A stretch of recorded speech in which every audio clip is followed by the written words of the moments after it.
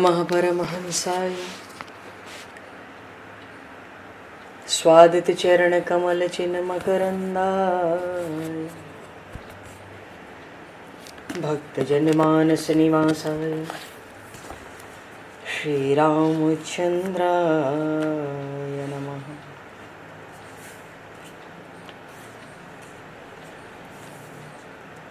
वंदे विदेहतनया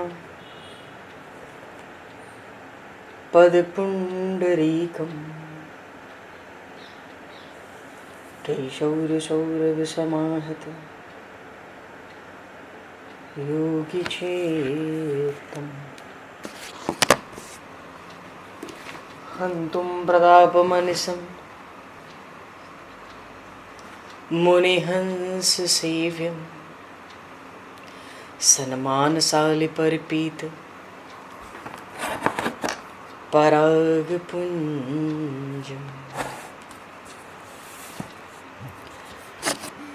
यत्र यत्र रघुनाथकीर्तनं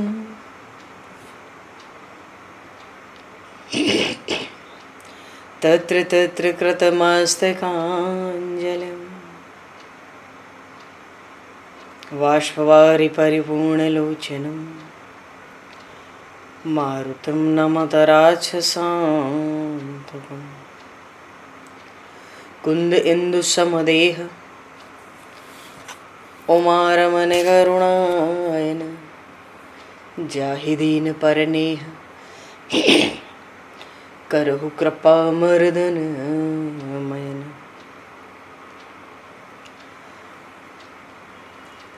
प्रहलाद नारद पराशर पुंडरीक व्यासे अम्बरीश शुक शौनक भीष्म दालभ्याम रुक्मांगद अर्जुन वशिष्ठ विभीषणादीन एतानहं परम भागवतान् नमामि। श्री सीतानाथ समारंभां श्री रामानन्दार्य मध्यमाम् अस्मदाचार्य पर्यन्तां वन्दे गुरु परम्पराम्।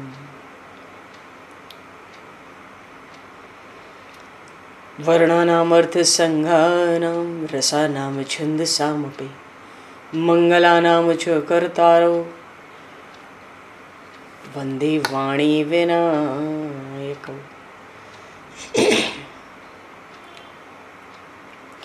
नान्यास्पृहा रघुपते हृदये स्मदीये सत्यं वदामि च भवान् किलान्तरात्मा भक्तिं प्रयक्ष रघुपुङ्गवनर्वरां मे कामादिदोषरहितं कुरु मानसं च।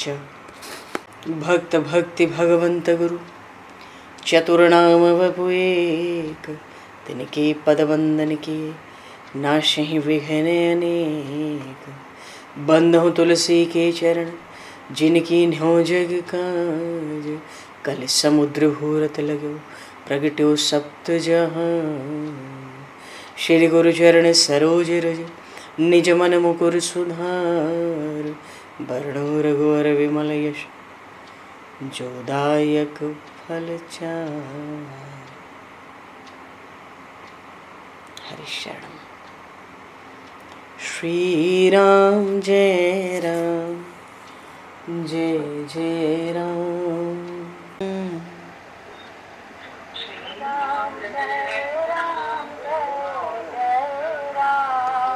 श्री राम जय राम जय जय राम।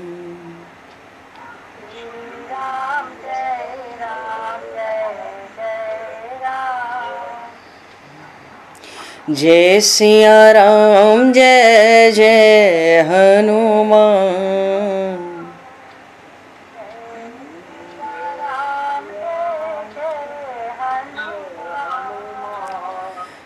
श्री गुरु रामानंद भगवान।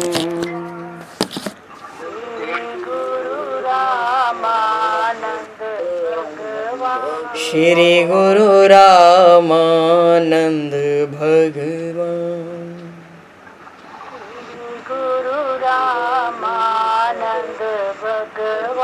श्री राम जय राम जय जय राम। राम जय राम जय सिया राम जय जय सिया राम। जय सिया राम जय जय सिया राम। जय सिया राम जय जय सिया राम। जय सिया राम जय जय सिया राम। बोली सियावर रामचंद्र भगवान की जय।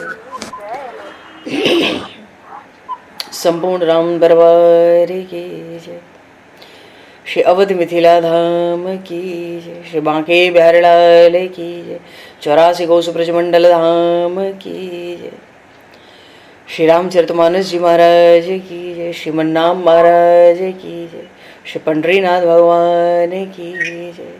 कली पावन अवतार गोस्वामी तुलसीदास जी महाराज की जय। सब संतन की जय, सब भक्तन की जय, समस्त वैष्णवन की जय, समस्त पूर्वाचार्य चरणन की जय, समस्त संप्रदाचार्यन की जय। श्री सद्गुरुदेव भगवान की जय। गंगा मैया की जय, जमुना मैया की जय, सरजू मैया की जय, गौ माता की जय, तुलसी माता की जय, पृथ्वी माता की जय, एकाशी महारानी की जय। जय जय श्री सीताराम जय जय श्री राधेश्याम। नमः पार्वती पते हर हर महादेव। हरिशरणम। अनंत कोटि ब्रह्मांड नायक सर्वेश्वर पूर्ण परात्पर ब्रह्म असंख्य कल्याण गुणगणलय भक्तवांशा कल्पतरु शरणागत वत्सल भक्त वत्सल दीनबंधु दया सिंधु श्री कौशल्य आनंद वर्धन श्री दशरथ नंदन श्री जानकी कंठभूषण भगवान श्री सीताराम जी महाराज की असीम कृपा करुणा से श्री हनुमान जी महाराज की परम पावन भावमयी सन्निधि में महापुरुषों की भावमयी उपस्थिति में एवं आप सभी श्रद्धालु भक्त वैष्णवों की मंगल सन्निधि में मानव जीवन का सर्वोत्कृष्ट फल भगवत गुणगान भगवत कथा का आनंद हम सभी श्री राम कथा के माध्यम से प्राप्त करने जा रहे हैं। सर्वप्रथम आप सभी भक्त जनों के श्री चरणों में भगवत भाव से सादर वंदन सादर नमन। आप सभी को यथा योग्य जय सिया राम जय जय श्री राधे हरि श्याम जय श्री राम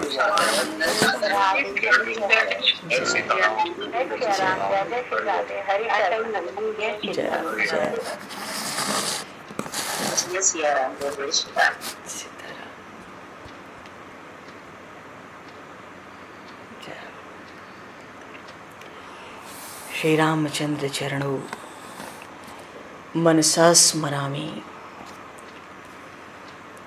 श्री रामचंद्र चरणों वचसा गृणामि। श्री रामचंद्र चरणों शिरसा नमामि। श्री रामचंद्र चरणों शरणं प्रपद्ये।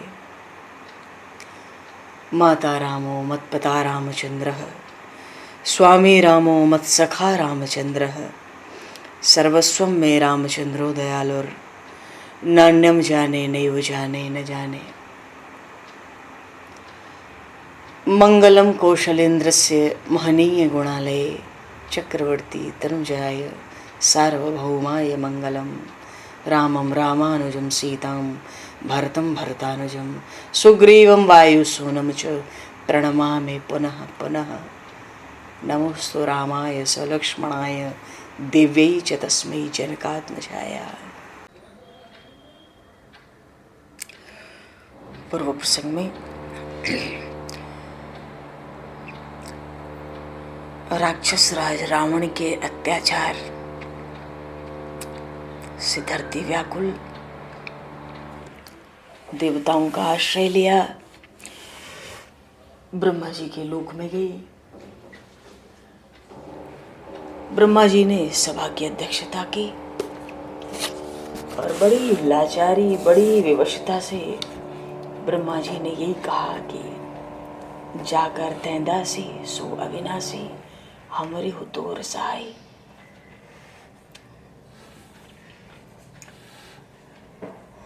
इसलिए धारा निधारा ही मन धीर क्योंकि जानत जन की पीर प्रभु भंजहि दारुण विपति। क्योंकि ब्रह्मा जी के तो 4 मुख, रावण के 10, शंकर भगवान के 5 मुख तो रावण के 10। अब ब्रह्मा जी सोचते हैं भाई ये 10 मुख वाला है तो इसके लिए तो वो सहस्र सिर का। नमोस्तवनंताय सहस्त्रमूर्तये सहस्त्रपादाक्षी शिरोरुबाहवे सहस्रनामने पुरुषाय शाश्वते सहस्त्रकोटि युगधारणे नमः। इस दुष्ट के लिए तो अब वही विराट पुरुष होना चाहिए जिसके हजारों मुख हैं। इसके तो 10 ही रहेंगे ना, फिर हजारों मुख। तो सबने भगवान की स्तुति की, उनको अविनाशी कहकर। मूल रूप से अविनाशी कहने का अर्थ ही हुआ परब्रह्म परमेश्वर। वो सर्वव्यापक परमात्मा है, सर्वांतर्यामी श्री हरि है। तो भगवान शिव की राय से सबने जो जहां था, बैकुंठ न जाके क्षीर समुद्र न जाकर, हर व्यापक सर्वत्र समाना प्रेम प्रगट हो ही मैं जाना, कहो सु कहाँ जहां प्रभु नाही, प्रेमत प्रभु प्रगटे हैं जिमें आगी। भगवान शिव ने बड़ी सुंदर सुंदर उपमा देके सबको कह दिया, जहां हो वहीं से हृदय से पुकारो बस। सब बड़े प्रसन्न हुए और बड़ी सावधानी से भगवान की स्तुति की। जय जय अविनाशी सब घटवासी व्यापक परमानंदा। तो कण कण में व्याप्त है। अच्छा, माता सती को जो संदेह था वो तो यही था ना कि खोजई सो की अज्ञ इव नारी ज्ञान धाम श्रीपति असुरारी। अगर ये विष्णु भी हैं ब्रह्मांड नायक, तो वो भी तो ज्ञान के धाम है, लक्ष्मीपति हैं, वो भी क्या अज्ञानी की तरह स्त्री ढूंढेंगे? एक एक अक्षर में रहस्य भरा पड़ा है। स्तुति के आरंभ में कहते हैं, जय जय अविनाशी सब घटवासी, व्यापक कण कण में व्याप्त है, व्यापक हो, परमानंद स्वरूप हो।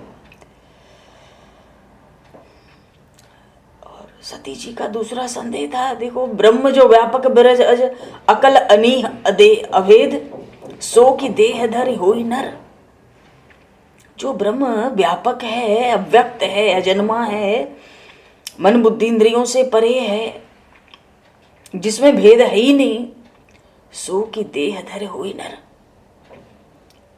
साफ कह दिया, जय जय अविनाशी सब घटवासी व्यापक परमानंदा।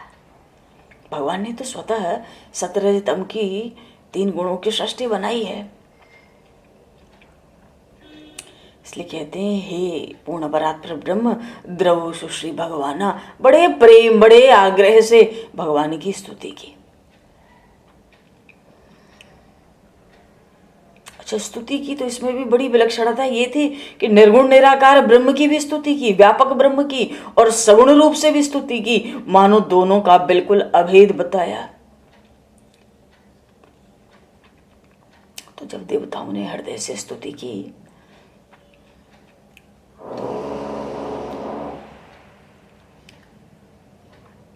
तो आकाशवाणी हुई। आकाशवाणी क्या हुई? उस ब्रह्म ने, उस परमात्मा ने विचार किया, जान सभय सुरभूमि सुन, बचन समेत स्नेह, गगन गिरा गंभीर भई, हरन शोक संदेह। परमात्मा ने जाना कि देवता बड़े भयभीत हैं, पृथ्वी बड़ी भयभीत है, और बड़े प्रेम से बड़े स्नेह से हमारी स्तुति करते हैं, प्रसन्न करना चाहते हैं। इसलिए एक बड़ी गंभीर वाणी आकाश में प्रकट हुई। क्यों प्रकट हुई? सबके शोक को हर लेने के लिए, भय को हर लेने के लिए। तो आकाशवाणी क्या हुई? जन डर बहु मुनि सिद्ध सुरेशा, डरो मत।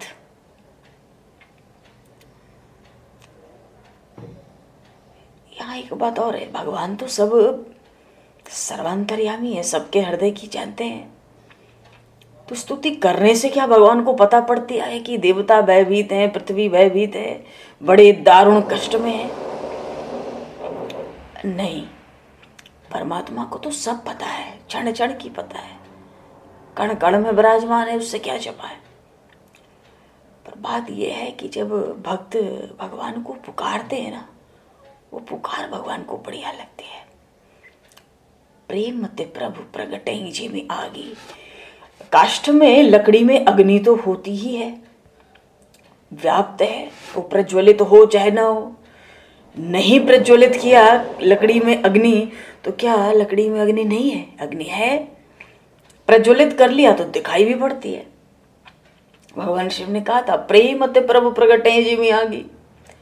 तुम दुख भोग रहे हो, वो परमात्मा तमाशा देख रहा है, वो तो निष्ठुर है, वो तो बिल्कुल कठोर ठस बैठा रहता है, सबका साक्षी दृष्टा है, पर तुम्हारी क्या मदद करेगा? मदद नहीं करेगा, वो दया नहीं करता। वो निर्गुण ब्रह्म, निर्गुण परमात्मा किसी पर दया कृपा नहीं करता। तो दया कृपा चाहिए, दुख दूर करना है, भय दूर करना है, और रावण के त्राण से छूटना है, तो पुकारो ना। जब पुकारोगे तो फिर तो सगुण होगा वो, क्योंकि पुकारोगे तो कहोगे क्या?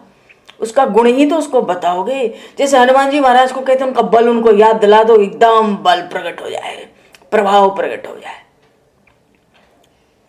तो गुण किसको सुनाओगे? निर्गुण को तो गुण सुनाओगे नहीं। गुण सुना दिया बुलाने के लिए, कोई कष्ट सुख दुख दूर करने के लिए, तो उसमें तो गुण प्रकट कर दिया। गुण प्रकट किया तो सगुण हुआ, सगुण होगा तो फिर साकार भी होगा। मानो इसलिए इस स्तुति में जय जय सुरनायक जन सुखदायक प्रणतपाल भगवंता, निर्गुण और सगुण। मानो तुम्हारी सत्ता तो निर्गुण की हम जानते हैं, पर वैसे काम बन नहीं रहा है। तुम्हारे केवल साक्षी और दृष्टा रहने से हमारा भय, हमारा दुख दूर नहीं होता। इसलिए जब स्तुति का आरंभ किया तो सगुण से ही किया, जय जय सुरनायक। निर्गुण को थोड़ी कहेंगे सुरनायक। जन सुखदायक, निर्गुण को नहीं कह सकते जन सुखदायक। प्रणतपाल नहीं कह सकते, एक भी गुण का आरोप नहीं है वहां, एक भी गुण का नहीं। सगुण स्तुति की तो दूसरे छंद में निर्गुण की। मानो कि स्वरूप जानते हैं आप वही हो, हम भीतर वाले को ही बुला रहे हैं। हाँ, भगवान शिव ने भी कहा है हरिव्यापक समर्थ समाना, प्रेम तो प्रकट वही मैं जाना। अब प्रेम करना है तो निर्गुण से तो कोई प्रेम करता नहीं है, उसका तो बुद्धि से अनुभव होता है। प्रेम तो प्रकट हो ही मैं जाना, तो भाई गुण गाओ, रिझाओ, उससे प्रेम करो तो प्रकट हो गए। जैसे दो एक उपाय करो तो काष्ठ में अग्नि प्रकट हो गए, नहीं तो अग्नि तो है ही, पर वो अग्नि किस काम की? ना हमारा अंधेरा दूर कर सकती है, ना हमें प्रकाश दे सकती है। लकड़ी में अग्नि है, पर अगर प्रज्वलित न करें तो क्या वो हमें प्रकाश देगी? क्या वो हमारा अंधेरा दूर करेगी? ठंड लग रही हो तो क्या ठंड दूर करेगी? भोजन पकाना हो तो क्या भोजन पक जाएगा? लकड़ी में अग्नि है, केवल ये जानने से थोड़ी होगा, उसको तो प्रकट करना पड़ता है। तो प्रेम ते प्रभु प्रगट ही जिमे आगी, बड़ी रहस्यमयी वाणी भगवान शिव ने उच्चारण की है। प्रेम ते प्रगट हो ही मैं जाना। चलो, मानो निर्गुण का सहारा छोड़ो, वहां बैठे बैठाए कुछ नहीं होगा, अब गुण गाओ, ऐसा काम नहीं बनेगा। तो निर्गुण सगुण सब स्तुति किए, और आखिरी में जब हार गए, देखो भगवान को तो हार अच्छी लगती है, हारे को हरि नाम, निर्बल के बलराम। जब आखिरी में हार गए तो हार के कहते हैं जय दीन पियारे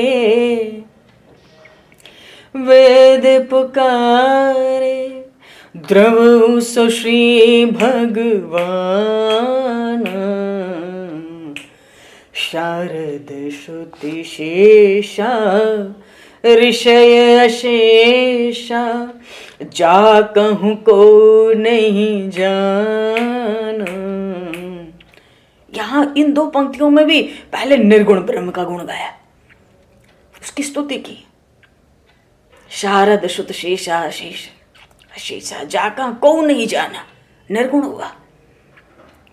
पर जब ये कहा हार गए, और कोई उपाय भी तो नहीं है, उसी को प्रकट करना है।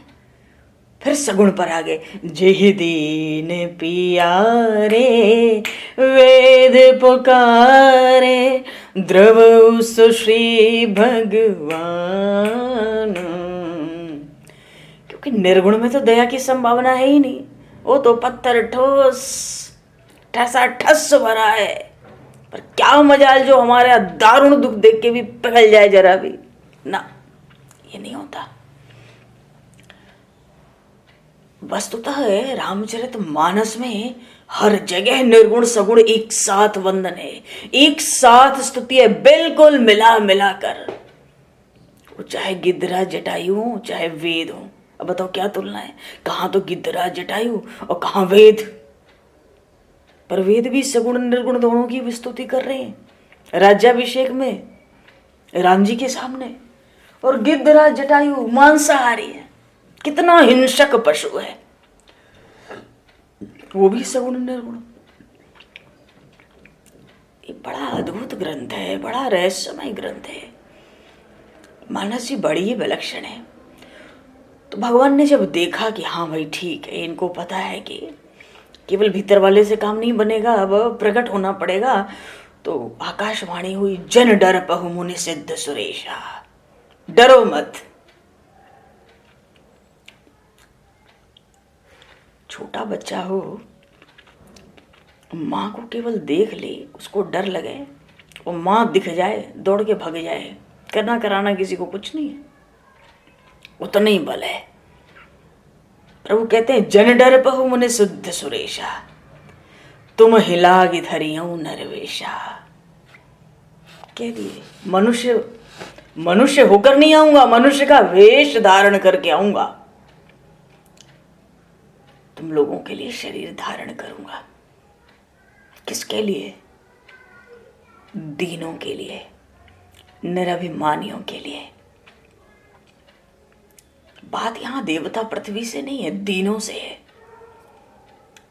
अंसन सहित मनुज अवतारा, ले हूं दिनकर वंश उदारा।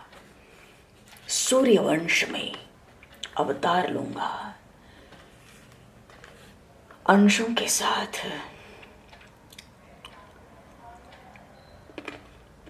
कश्यप अदिति महातप कीन्ना, यह आकाशवाणी हो रही है। कश्यप अदिति महातप कीन्ना, तिन कह मैं पूरब वर देना। वस्तुतः ये कश्यप और अदिति ही समय पाकर स्वयंभू मनु और शत्रुपा के रूप में प्रकट हुए थे। सृष्टि तो बड़ी प्राचीन है, इसका तो सही हिसाब किताब प्रभु ही जाने। नीति प्रीति परमारथ स्वार्थ को न जान, कौन राम सम जान जथारथ। नीति प्रीति परमार्थ स्वार्थ, ये तो वही जाने किसकी सृष्टि कहां से कब कैसे प्रकट हो रही है। कहते मैंने उनको पहले वर दिया हुआ है, बड़ा तप किया था। अब वो ते दशरथ कौशल्या रूपा, कौशल परि प्रकट नरभूपा। अब वो अयोध्या में दशरथ और कौशल्या के रूप में प्रकट हो रहे हैं। नरभूपा राजा बनकर प्रकट हो रहे हैं। तिनके गृह अवतरे हूं जाई, रघुकुल तिलक सुचारे भाई। ये राम चतुष्टय है ना, एतत् चतुष्टयम नित्यम सच्चिदानंद विग्रहम। इन सच्चिदानंद विग्रह जो है, ये जो ब्रह्म है ना, शुद्ध नित्य मुक्त बुद्ध शुद्ध ब्रह्म जो है, इसमें भी चतुष्टय होता है। एतत् चतुष्टयम नित्यम सच्चिदानंद विग्रहम। तो रामस्य नाम रूपम च लीलादाम परात् परम। कहते उन्हीं दशरथ कौशल्या के घर में कौशलपुरी, अयोध्या का नाम है कौशलपुर। भगवान कौशल नाथ होके प्रकट हुए। तिनके गृह अवतरे हूं जाए, रघुकुल तिलक सुचारे भाई। तिलक का अर्थ होता है गौरव। रघुकुल का गौरव बनके चार भाई के रूप में मैं प्रकट होऊंगा। अच्छा एक बात है, भगवान ने कहा, बड़ी शंका हुए लोगों में, नारद बचन सत्य सब करी हूं, परम शक्ति समेत अवतरे हूं। भगवान कहते हैं नारद वचन सत्य सब करे हूं। तो नारद जी तो शाप दिए थे, तो वो तो ब्रह्मांड नायक महाविष्णु का अवतार था। यहाँ पे परब्रह्म परमेश्वर क्यों कह रहा है कि नारद वचन सत्य सब करियो? क्योंकि भैया कलप कलप लगी हरि अवतारा।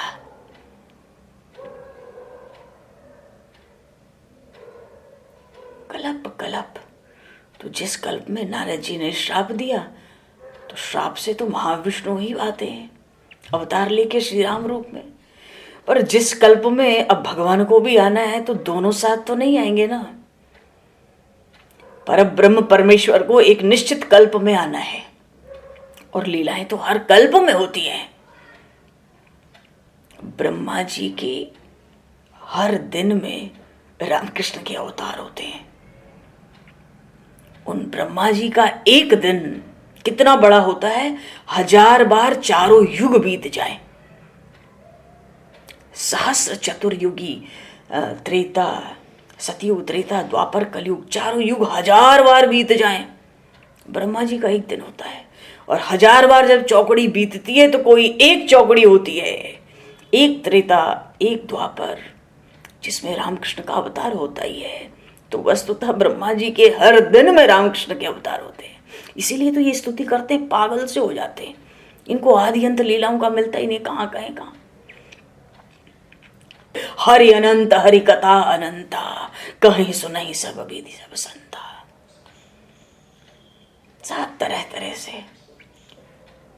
तो जब आना ही है तो फिर हम ही नारद के वचन को इस बार सत्य कर देंगे। चलो, परम शक्ति समेत अवतरिया हूं, उन अपनी परम शक्ति के साथ आऊंगा।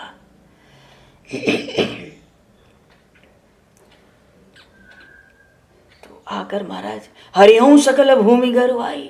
ये पृथ्वी का जो भार इतना हो गया है, जिसको पृथ्वी धारण करने में अब समर्थ नहीं होती है। पृथ्वी ने धर्म अपना त्याग दिया है, धारण करने का ही धर्म त्याग दिया है। बलि नहीं बचा, रावण ने बलि नहीं छोड़ा, धर्म को रहने नहीं दिया।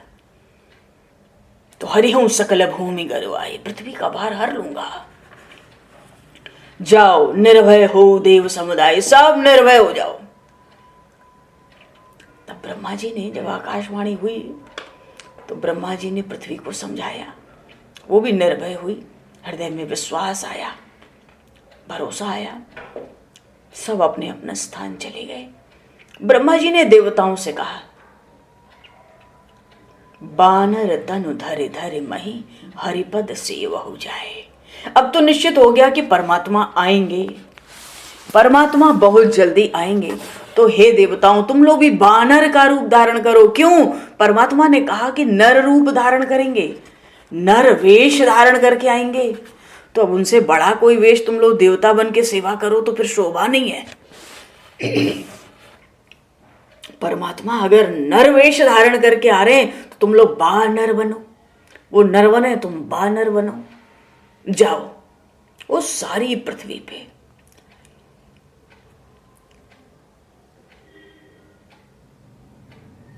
अरे भानु प्रताप, जब रावण हुआ तो उससे पृथ्वी कितनी दुखी है। तो स्वयंभू मनु और शत्रुपा दशरथ और कौशल्या के रूप में उनका जन्म लेना निश्चित है। कश्यप अदिति का भी नाम लिया, सब एकता दिखा दी। अनसन सहित मनुज अवतारा।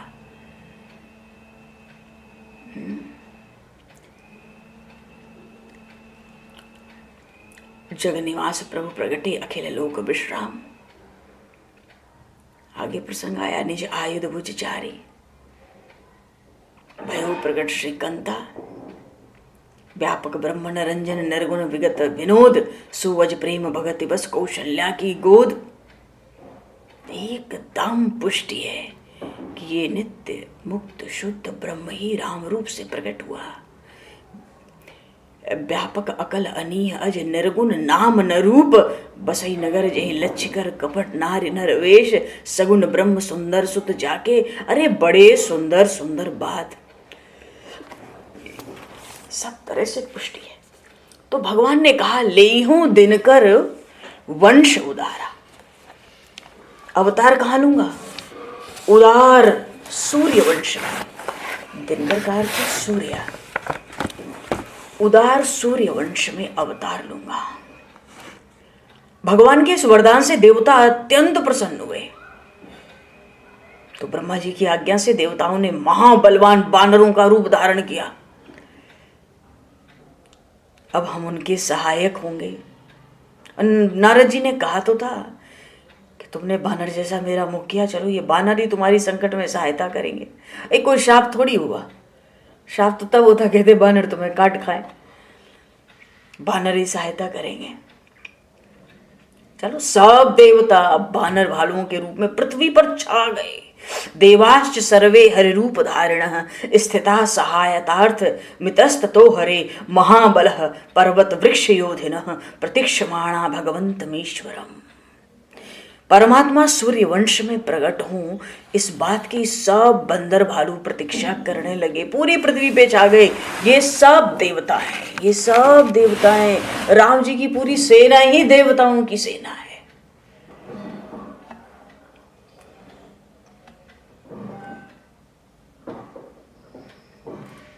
कीर्ति पाप हराम विधाय जगताम तम जानकीशं भजे। वाल्मीकि रामायण में आया।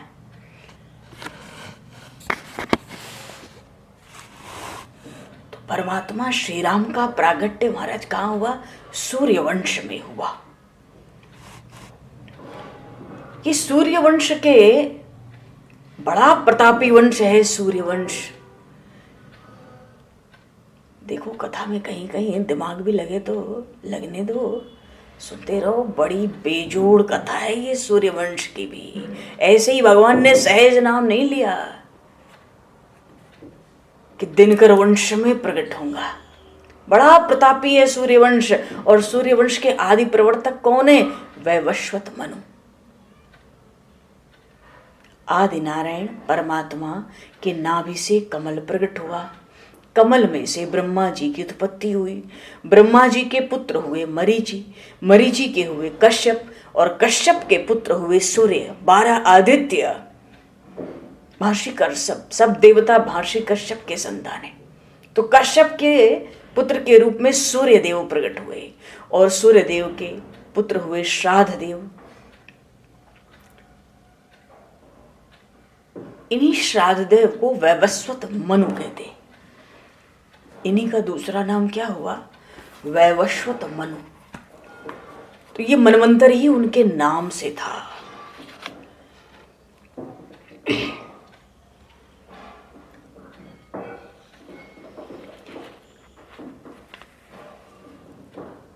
ये जो भगवान सूर्य हैं, इनका एक नाम है विवस्वान। उनकी पत्नी का नाम है संज्ञा। तो बड़े पुत्र यही श्राद्ध देव है। तो चूंकि पिता का नाम विवस्वान है, तो पुत्र जो श्राद्ध देव थे, इनका एक दूसरा नाम सहज पड़ गया, वैवस्वत। श्रीमद् भगवत गीता के 4थे अध्याय के आरंभ में ही ये कथा है, बिल्कुल आरंभ में। 3रे, 4थे, 5वें श्लोक में सूर्यवंश की परंपरा भगवान श्री कृष्ण बता रहे हैं। वहां पर ये नाम आए वैवस्वत मनु। तो वो जो मनवंतर था वो वैवस्वत मनवंतर था, उन्हीं के नाम से था। एक मनवंतर में 71 बार चारों युग बीत जाते हैं। इन वैवस्वत मनु के 10 पुत्र हुए। सबसे बड़े हुए इक्ष्वाकु। इक्ष्वाकु वंश, सूर्यवंश ही इक्ष्वाकु वंश हुआ। इसलिए सूर्यवंश में जो क्षत्रिय आए सबका गोत्र इक्ष्वाकु नाम से हुआ। तो वैवस्वत मनु के एक पुत्र तो हुए इक्ष्वाकु, ध्यान दो। दूसरे पुत्र है राजा निमि। ये निमि कौन है? इसी निमि के वंश में आगे चल के सिरध्वज जनक हुए, जहां श्री जानकी जी प्रकट हुई। बोलिए श्री जानकी मैया की। ये दोनों सूर्यवंश हैं बिल्कुल। तो वैवस्वत मनु के सबसे बड़े इक्ष्वाकु, दूसरे निमि। और सूर्य वंश की 61वीं परंपरा में मर्यादा पुरुषोत्तम भगवान श्री राम का अवतार हुआ। बोले श्री राम राजा सरकार की जय, श्री राघवेंद्र सरकार की जय। 61वीं परंपरा में तो पहली परंपरा क्या है? ये सूर्य वंश है ना, तो सूर्य से लेंगे। सूर्य से वैवस्वत मनु, वैवस्वत मनु से इक्ष्वाकु, और ऐसे परंपरा चली तो ये दूसरी परंपरा में तो इक्ष्वाकु आ गए, 61वीं परंपरा में भगवान राम प्रकट हुए, 61वीं पीढ़ी में। तो परंपरा तो भाई बड़ी लंबी चौड़ी परंपरा है। तो इक्ष्वाकु जी ने सरजू के किनारे अयोध्या नगरी बसाई। तब से जितने भी ये इक्ष्वाकु वंश के राजा हुए, सबकी राजगद्दी मानो राजधानी अयोध्या जी में ही स्थित रही। तब से लेके अभी तक सूर्य से वंश चला। इक्ष्वाकु के एक पुत्र हुए ककुत्थ। भगवान श्री राम का नाम आता है ना, कहीं कहीं उसमें आता है ककुत्थ नंदन। ये नाम भगवान श्री राम को बड़ा प्रिय है। वो कहते हैं ये नाम से जो मुझे कहता है ना, ककुत्थ कुल नंदन। इक्ष्वाकु के पुत्र हुए ककुत्थ, महापराक्रमी राजा। एक समय क्या हुआ, देवता और दैत्यों में युद्ध हुआ, देवता हार गए। उन्होंने अयोध्या आकर ककुत्थ से सहायता मांगी। उन्होंने कहा अगर इंद्र मेरा वाहन बने तो मैं दैत्यों के साथ युद्ध करूंगा। अब देवता ही हारे और देवराज को कहते मेरा वाहन बनो तब तुम लोगों को निजात दिलाऊं। मरता क्या ना करता। इंद्र राजा को सहमति देनी पड़ी। तो इंद्र ने बैल का रूप धारण किया और इन इक्ष्वाकु के पुत्र ककुत्थ को अपनी पीठ पर, कंधे पर लेकर के युद्ध किया। बैल को संस्कृत में ककुद कहते हैं, इसलिए इनका नाम ककुत्थ पड़ गया। ये बड़े बड़े प्रतापी राजा थे, दैत्यों को हरा दिया जाकर। फिर यहां से भी परंपरा चलती रही, बड़ी लंबी चौड़ी परंपरा। और इसी परंपरा में आगे चल के युवनाश्व के पुत्र हुए मांधाता। और ये मांधाता राजा बड़े विख्यात हैं। इनका नाम क्यों लिया जा रहा है, सीधे हम सूर्यवंश में भगवान राम के प्रागट्य पर क्यों नहीं चल रहे हैं। बात यह है कि अयोध्या से रावण की शत्रुता बड़ी पुरानी थी।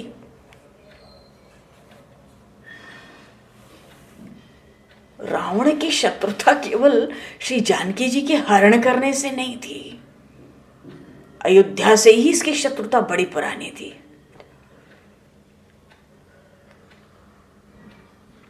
अच्छा, ये मांधाता जी का नाम आया। मांधाता जी एक राजा हुए सेनजीत, ये इक्ष्वाकु वंश में ही, और उनके पुत्र हुए युवनाश्व। ये युवनाश्व मांधाता के पिता है। बहुत आयु निकल गई, युवनाश्व के कोई संतान नहीं थी। बड़े दुखी होकर वन में तपस्या करने चले गए। आसपास रहने वाले ऋषियों ने राजा को बुलाया, युवनाश्व को। बोले तुम पुत्र की प्राप्ति के लिए इंद्र यज्ञ करो, हम कराएंगे। वो यज्ञ किसी वन में ही हुआ, अयोध्या में नहीं हुआ। यज्ञ पूरा हुआ। देखो मांधाता जी के जन्म की कथा, ये मांधाता जी का जन्म कैसे हुआ। यज्ञ पूरा हुआ, यज्ञ का अंतिम दिन था, तो यज्ञ में जो पूर्णाहुति दी जाती है तो काफी देर हो गई, मानो संध्या हो गई पूर्णाहुति देते देते। तो कोई जा नहीं पाया इधर उधर, जो जहां था वहीं अपनी संध्या गायत्री करके, जितने ऋषिगण थे सब वहीं सो गए यज्ञशाला में। रात में महाराज युवनाश्व की निद्रा खुली। इन्हीं के लिए, इन्हीं को पुत्र हो इसके लिए यज्ञ हो रहा था, और दिन भर के सब व्रत थे। ये तो राजा थे, इन्होंने यज्ञ में दीक्षित थे, तो ये तो निर्जल व्रत थे। रात को नींद खुली, बड़ी जोर की प्यास, गला सूख रहा था, सब सो रहे हैं। राजा ने किसी को जगाना उचित नहीं समझा, उठकर जल ढूंढने लगे, कहीं जल मिला नहीं। तो यज्ञशाला में जो कलश स्थापित था ना यज्ञ का, उसी में जल था। उन्होंने उसी जल को अनजाने में पी लिया। सुबह हुई, ऋषिगण यज्ञ मंडप देखते हैं, कलश के पास गए, तो कलश ही उठाना था, वही यज्ञ पूरा हो गया। कलश ही तो, अब कलश था खाली। बड़े क्रोध में आए, बोले इस कलश का जल क्या हुआ, ये अभिमंत्रित जल था, ये तो महाराज को देना था, इसको पीकर महारानी अवश्य गर्भवती होती। राजा युवनाश्व के कोई संतान नहीं है, जल क्या हुआ। तो राजा ने हाथ जोड़कर कहा महाराज कलश का जल तो मैंने ही पी लिया, मुझे रात को बड़ी प्यास लगी थी, मेरा निर्जल व्रत था, सब सोए थे, मैंने उठाना उचित नहीं समझा। ऋषि मुनि हार गए, क्योंकि अभिमंत्रित जल था। सबको लगा अब जो परमात्मा की इच्छा हो सो हम क्या करें। लेकिन उस यौवनाश्व राजा की रक्षा के लिए ऋषि उनके आसपास ही रहते थे। अद्भुत बात, महाराज का उदर बढ़ने लगा, उनके ही पेट में गर्भ स्थापन हो गया था। 9 महीने के पीछे पेट फट गया और उससे एक दिव्य बालक उत्पन्न हुआ। ऋषियों ने उस राजा यौवनाश्व का पेट सिल दिया, सिलाई कर दी, चिकित्सा हो गई, वे मरे नहीं। बालक रो रहा था, भूखा था। ऋषियों को चिंता हुई, किसका दूध पिएगा? तो वो ये कौन सा यज्ञ था? इंद्र यज्ञ था। और इंद्र ने कई बार अयोध्या नरेश की सहायता ली थी दैत्यों से युद्ध करने के लिए, महाराजा दशरथ जी से भी लेते थे। तो देवराज इंद्र ने कृपा की, कृपा तो नहीं की थी क्योंकि इंद्र यज्ञ से ही बालक प्रकट हुआ था। तो शिशु की रक्षा के लिए इंद्र स्वयं प्रकट हुए और बोले, माम धाता, ये मुझे पिएगा, माम धाता। इतना कहते ही देवराज इंद्र ने अपने सीधे हाथ की, दाहिने हाथ की जो तर्जनी उंगली है उसको बच्चे के मुंह में डाल दिया। तो उनका शरीर तो अमृतमय है, बालक उंगली चूस लिया तो बालक को अक्षय तृप्ति हो गई। इंद्र ने जो कहा माम धाता, ये मुझे ही पिएगा, इसलिए उस बालक का नाम पड़ा मानधाता। ये बड़े विश्वविख्यात चक्रवर्ती सम्राट हुए इक्ष्वाकु वंश में, बड़े होके चक्रवर्ती सम्राट हुए। उन्हीं दिनों रावण दिग्विजय के लिए निकला था। रावण दुष्ट, महादुष्ट था ही, उसको भी दिग्विजय करनी थी। तो सब जगह तो हर लोक में किया था, तो पृथ्वी क्यों छोड़ेगा? दिग्विजय के लिए निकला था।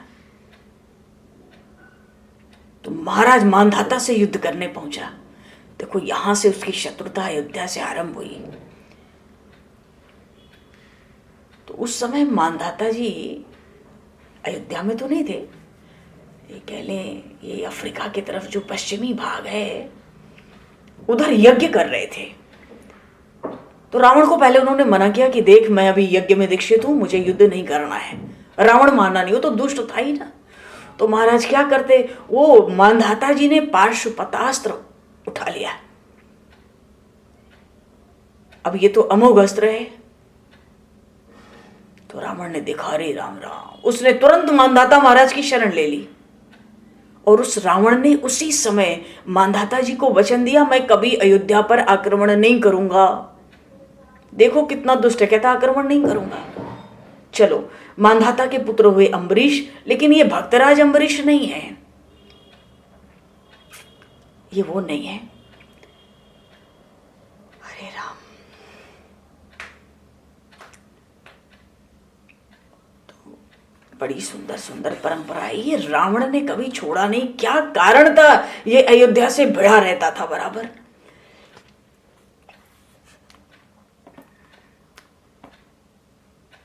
इन मानधाता जी के ही वंश में 3-4 पीढ़ी आगे चलकर एक त्रसदस्यु नाम के राजा हुए। त्रसदस्यु इतने प्रभावशाली थे, रावण इनसे डरता था। रावण को सदा भय लगा रहता था कि देवराज इंद्र की प्रार्थना से कहीं ये लंका पर आक्रमण ना कर दे। वो इतना प्रतापशाली राजा था सूर्यवंश का। और इसी त्रसदस्यु के पुत्र थे अनरण्य। इनका अपना जो राज्यकाल था ना समाप्त हुआ, इनकी वृद्धावस्था आई। ये अयोध्या में थे। ये इतने प्रतापी, ऐसे ब्रह्म ज्ञानी थे कि शरीर के साथ ब्रह्मलोक जा रहे थे।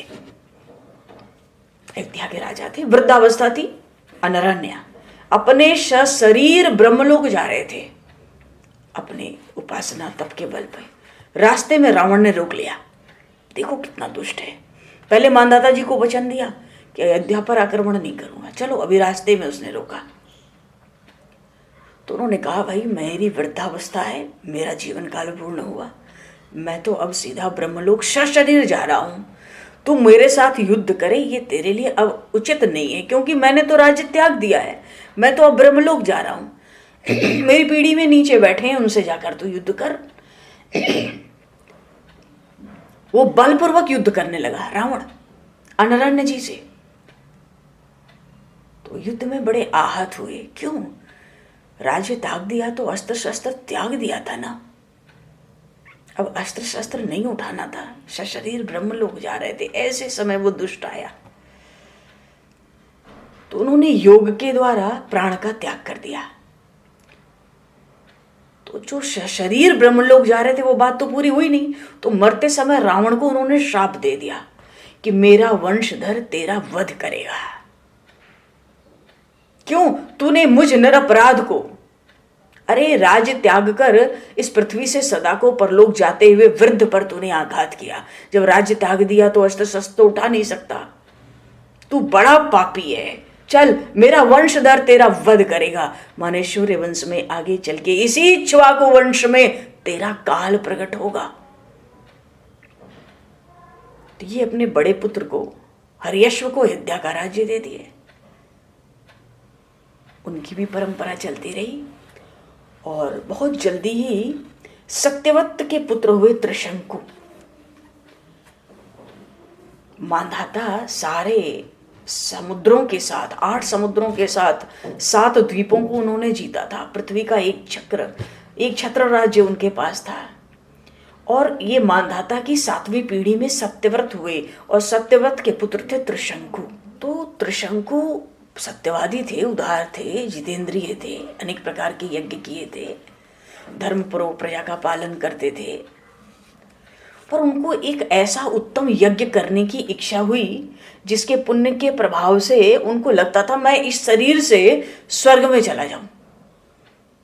क्यों? क्योंकि इक्ष्वाकु वंश में बहुत से राजा हुए जो सशरीर जाते थे स्वर्ग में। इनको मन हुआ मैं भी जाऊं, ऐसा कोई उत्तम यज्ञ मैं भी करूं, मैं भी इसी शरीर से स्वर्ग जाऊं। तो उन्होंने कुलगुरु वशिष्ठ जी को ऐसा महायज्ञ कराने के लिए विनती की। उन्होंने मना कर दिया। तो वशिष्ठ जी के 100 पुत्र थे, उनके पास गए कि भाई तुम ही लोग यज्ञ करा दो, आखिर तो हमारे पुरोहित के ही पुत्र हो, पुरोहित के समान हो।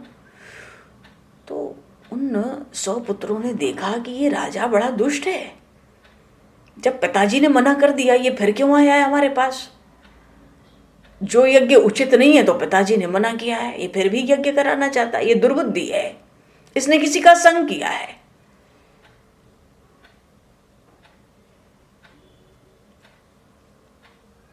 तो वशिष्ठ जी के पुत्र क्रोध में आए, राजा को श्राप दे दिया, जा तू चंडाल हो जा। अब राजा तो राजा ही रहेगा ना, पर स्वरूप चंडाल का हो गया, बिल्कुल काला पड़ गया। त्रिशंकु बड़ा दुखी हुआ। अंत में विश्वामित्र जी के पास गया, कहता मेरा समस्त पुरुषार्थ भाग्य से समाप्त हो गया, मैं बड़ा पीड़ित हूं, इसलिए आज मुझे लगता है देव ही श्रेष्ठ हैं, पुरुषार्थ तो निष्फल होता है। देवमेव परम मन्ये पौरुषम तो निरर्थकम। देव ही अति बलवान है, देव के आगे पुरुषार्थ की कुछ नहीं चलती। अब मैं आपकी शरण आया हूं। अब विश्वामित्र जी बड़े पुरुषार्थी, पुरुषार्थ से सब कुछ हो सकता है ऐसा मानते थे। जन्म से क्षत्रिय थे, अपने पुरुषार्थ से उन्होंने ब्रह्मर्षि का पद प्राप्त किया, एक ही जन्म में क्षत्रिय से ब्राह्मण हो गए। बड़ी कठोर तप किए थे चारों दिशाओं में विश्वामित्र जी ने, पूर्व पश्चिम उत्तर दक्षिण सब दिशाओं में उन्होंने बड़े भीषण तप किए थे। तब एक ही जन्म में वो क्षत्रिय से ब्राह्मण का शरीर मिल गया।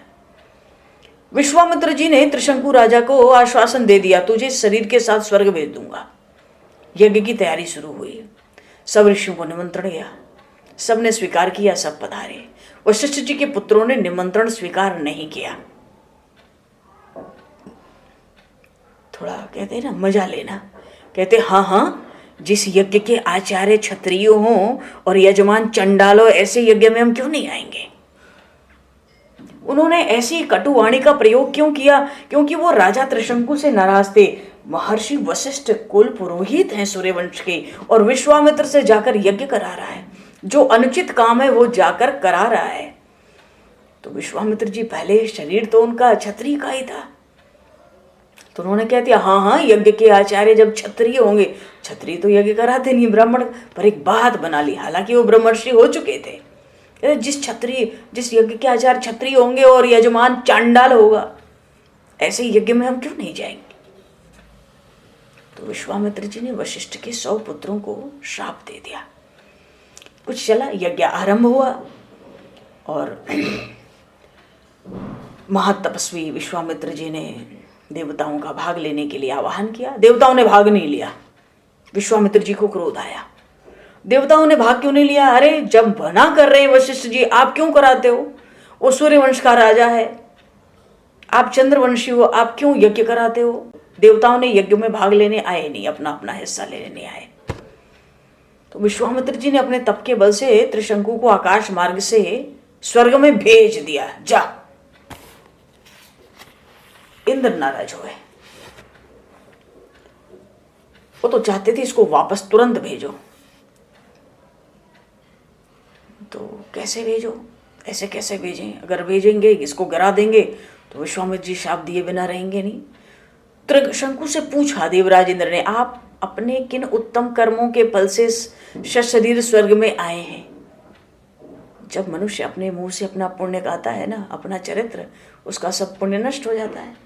इंद्र ने सोचा इसके मुंह से इसकी सब कथा प्रशंसा सुन लो, इसके गुण, इसका कहते कहते इसका पुण्य नष्ट हो जाएगा। एक लात लगाऊंगा नीचे गिर जाएगा, पुण्य के बल से आया है। तो घर में आके त्रिशंकु ने सब अपने शुभ कर्म वर्णन कर दिए। तो स्वयं पुण्यों का वर्णन किया तो पुण्य क्षय हो गया।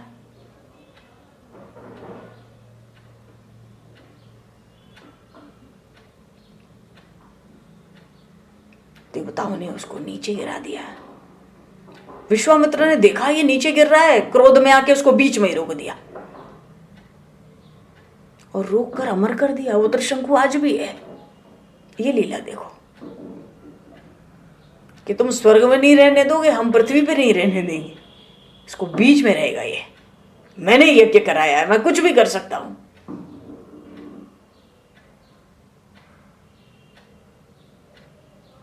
तो त्रिशंकु की स्थिति तब से 3 तारों के रूप में है। इन्हीं के पुत्र हुए हरिश्चंद्र। त्रिशंकु की छाया से ही ये मगध देश बना है। ये कर्मनासा त्रिशंकु लटका है ना उल्टा, इसकी लार से कर्मनासा बना है। कर्मनासा का स्पर्श हो जाए तो नरक की प्राप्ति होती है, जैसे गंगा स्नान से स्वर्ग की प्राप्ति निश्चित है, मुक्ति।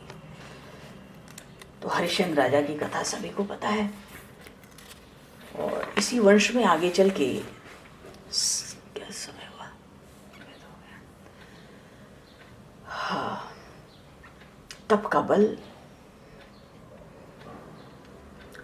देवताओं ने त्रिशंकु को नीचे गिराया तो विश्वामित्र जी अत्यंत क्रोध में आ गए और अपने तप के प्रभाव से बात ये कि एक नया स्वर्ग बना दिए और त्रिशंकु को वहां स्थापित कर दिया।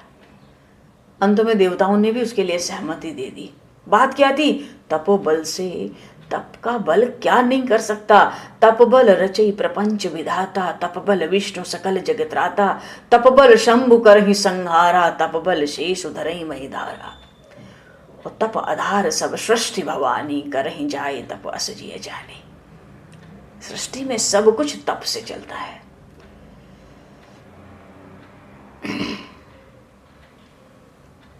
और हरिश्चंद्र के पुत्र हुए, त्रिशंकु के पुत्र हरिश्चंद्र, हरिश्चंद्र के रोहित, और रोहित की 8वीं पीढ़ी में सगर हुए।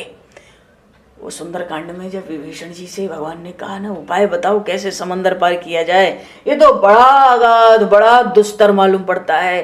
तो उस समय विभीषण जी ने क्या कहा था? ये जलनिधि समुद्र तो हे प्रभु आपके पुरखा हैं, आपके पूर्वज हैं, आपको कुछ सोचने की क्या आवश्यकता, ये तो आपके घर की खेती है। तो हरिश्चंद्र महाराज की 9वीं पीढ़ी में महाराज सगर हुए, चक्रवर्ती सम्राट थे। 2 रानी थी, एक से असमंजस नाम का पुत्र और दूसरे से 60,000 पुत्र अकेले। इन्हीं 60,000 पुत्रों को भगवान कपिल ने भस्म किया था गंगा सागर में। असमंजस के पुत्र अंशुमान, अब पूर्वज तो बेचारे भस्म हो गए, गंगा पृथ्वी पे थी नहीं। तो सूर्यवंश के राजाओं ने गंगा को पृथ्वी पर लाया। इसलिए जहां जहां भगवान श्री राम रामावतार में चलते, जैसे जनकपुर जा रहे थे तो रास्ते में गंगा मिली, तो सबसे गंगा की महिमा सुनी और लक्ष्मण जी को अलग से गंगा जी की महिमा सुनाई, क्योंकि अपने वंश के राजाओं ने इसको प्रकट किया है, मानो गंगा हमारी धरोहर है। और जब श्रृंगवेरपुर पहुंचे, प्रयाग पहुंचे, वहां भी भगवान ने गंगा जी की महिमा अपनी वाणी से सुनाई। श्री जानकी जी को, श्री लक्ष्मण जी को, निषाद राजगुरु को। तो सगर के 60,000 पुत्र कपिल भगवान ने भस्म कर दिए थे क्रोध में।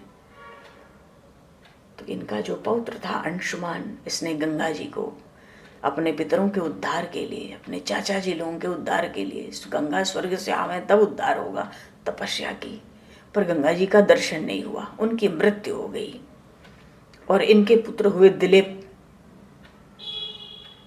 दिलीप ने भी इनके लिए बड़ी तपस्या की। तो अंशुमान के पुत्र दिलीप, इन्होंने भी तपस्या की, गंगा जी का दर्शन नहीं हुआ इनको भी। फिर दिलीप के पुत्र भगीरथ ने तप किया।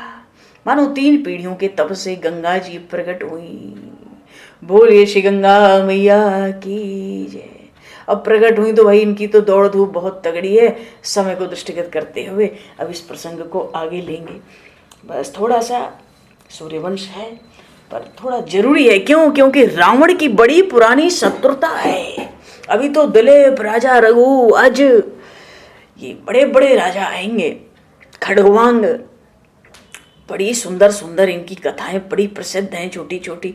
तो कम से कम नाम से राजाओं का परिचय तो पता पड़े कि हाँ ये राजा, 2-4 राजा ऐसे बड़े विलक्षण सूर्यवंश में प्रकट हुए।